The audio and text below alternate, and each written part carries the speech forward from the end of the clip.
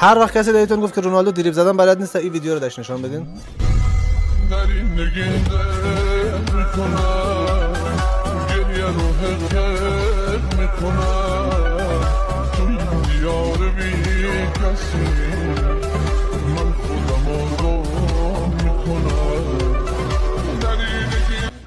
این دقیقا همون رونالدویی است که قبل از اینکه زانوش دچار مصدومیت شود.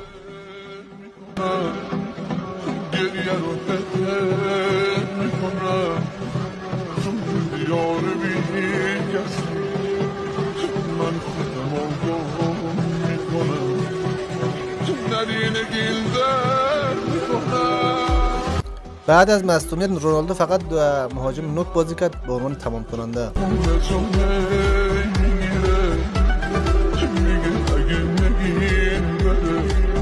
این نفر از بازی کنم خارج میکنه، کلیپ نمیکنه.